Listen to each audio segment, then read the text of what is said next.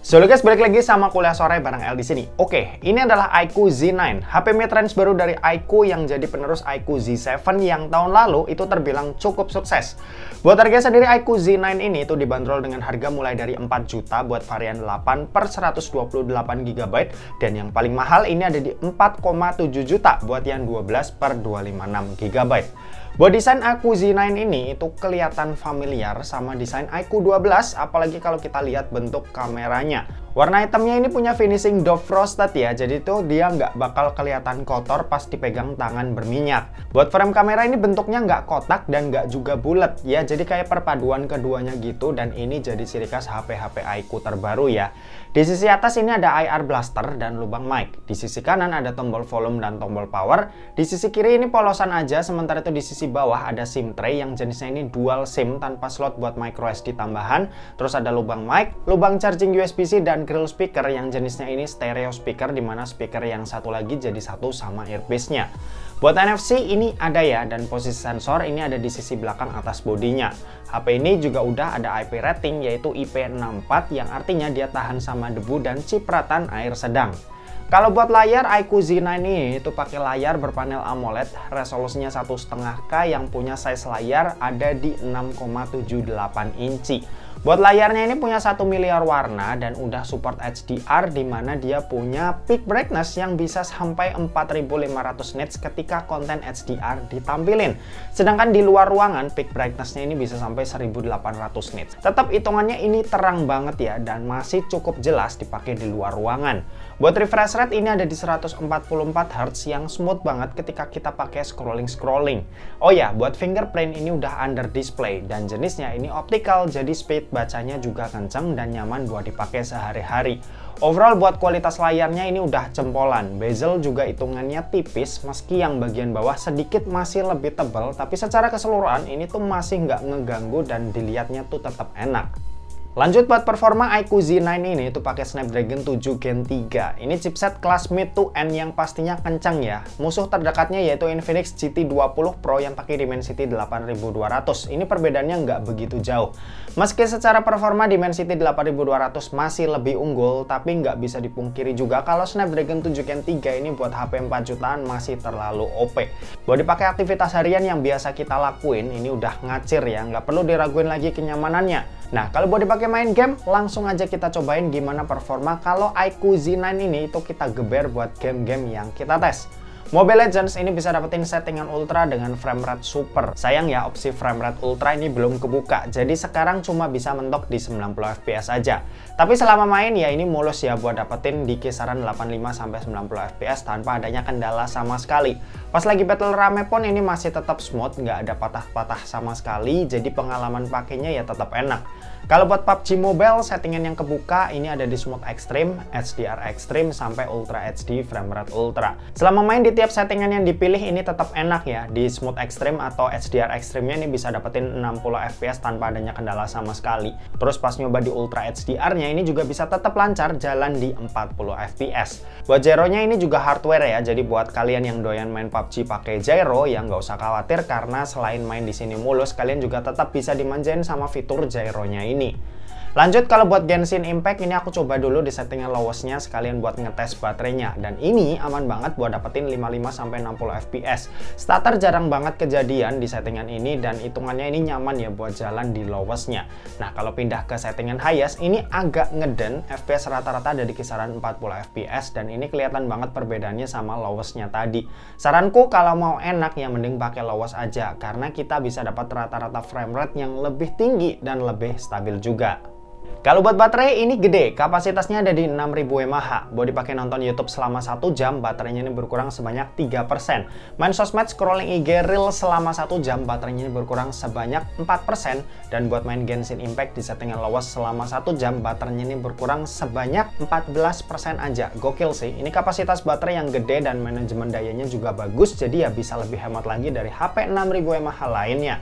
Kalau buat kecepatan ngecas ini ada di 80 watt, buat isi dayanya dari 0 sampai full butuh waktu 50 menit. Buat sistem operasi iQOO Z9 ini itu pakai Vantage OS 14 dengan basis Android 14. Buat update sendiri dari yang aku cari-cari di luar sana ini bakal dapat 2 kali Android update dan 3 tahun security patch. Ini dari iQOO luar ya, karena iQOO Indonesia itu belum kasih info berapa kali update-nya. Cuma sih harusnya ya sama. Oke, dan terakhir kita mau bahas soal kameranya. Jadi buat kamera iQOO Z9 ini itu dibekali dengan setup satu kamera. Yap, satu kamera utama karena yang satunya lagi itu cuma gimmick depth sensor. Buat kamera utamanya ini tuh punya resolusi 50 megapiksel ya. Sementara itu buat kamera yang di bagian depan ini resolusinya 16 megapiksel. Buat hasilnya jujur aja aku agak kaget, bukan karena bagus tapi karena ya kayak kurang gitu. Ya mungkin ini karena HP yang jualan performance ya, jadi di bagian kamera ini agak nggak dipeduliin sama iQOO. Terbukti dari setup kameranya aja yang cuma satu dan itu pun tanpa adanya OIS. Buat hasilnya ini nggak beda jauh lah sama HP-HP 2 jutaan dan aku bisa maklum karena balik lagi aku sadar ini HP nggak fokus ke sektor kamera. Nah, sisa hasilnya kalian bisa cek aja dari hasil foto-foto dan video berikut ini.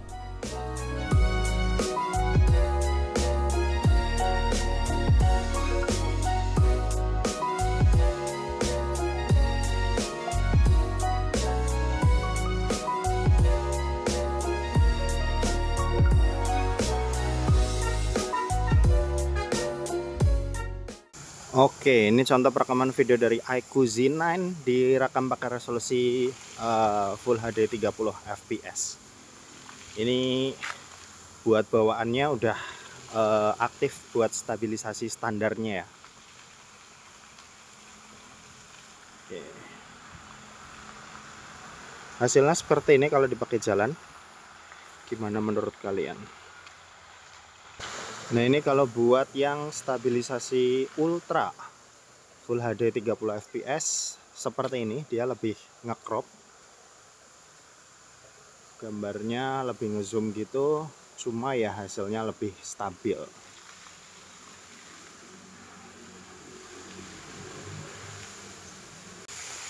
Ada Full HD 60 fps, cuma kalau di 60 fps ini dia nggak bisa pakai stabilisasi tambahan ya. Jadi stabilisasinya mati.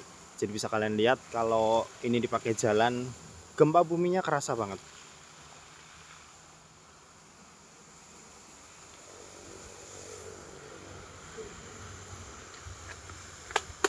Ini 4K 30 fps stabilisasi standar ya. Kalau di 4K 30 fps ini cuma bisa stabilisasi standar, jadi nggak bisa yang ultra punya. Kalau misal dipakai jalan kayak gini. Ya sebenarnya stabilisasi standar udah cukup stabil sih. Oke, ini buat perekaman video kamera depan dari iQOO Z9. Dan ini resolusi yang bisa dipakai buat kamera depannya cuma Full HD 30 fps. Itu udah paling mentok, hasilnya seperti ini. Kalau misal kita liatin ke backlight, muka masih kelihatan tapi awan jadi putih ya. Oke. Kalau misalnya pakai jalan kayak gini.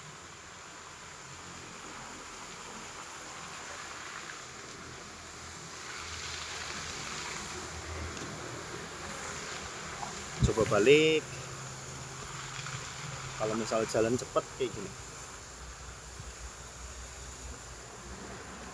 Oke. Kayak gitu buat hasilnya. Buat bokeh video ada, cuma dia bisanya di 720p aja ya, 30 fps, hasilnya seperti ini. Buat bokehnya sendiri lumayan rapi, cuma ya kelihatan banget efek-efek buatannya ya di sebelah sini. Terus bagian tumbuhan ya masih kelihatan kurang rapinya nih di bagian sini, bisa kalian lihat sendiri lah. Oke, hasilnya kayak gini buat kameranya. Gimana menurut kalian? Komen di bawah. Oke, gitu aja, kita balik ke studio. Yuk. Oke, kesimpulannya jujur aja setelah berhari-hari megang HP ini, aku tuh ya jadi mikir ya, worth it nggak sih dibanderol dengan harga 4 juta? Kalau mau diadu performa, jelas Infinix GT 20 Pro itu lebih kencang. ML bisa ultra-ultra, PUBG bisa 120 fps, dan Genshin juga bisa highest 60 fps. Terus kalau ngomongin kamera, jelas iQOO Z9 ini itu bapuk banget di bagian ini. Paling keunggulan yang mutlak ini HP ya, daya tahannya yang super duper awet ya. Serius, 6000 mAh-nya ini di atas batas normal baterai 6000 mAh lainnya. Dan kalau soal daya tahan, baterainya ini aku akuin ya iQOO Z9 ini yang jadi juara. Ya, kalau kalian mau HP yang lumayan kencang dan baterainya ini bisa awet, kalian bisa pilih iQOO Z9 ini. Karena kalau Infinix GT20 Pro itu ya cuma pegang kencang aja, dia baterainya boros, jadi bisa kalian pilih lah sesuai kebutuhan kalian.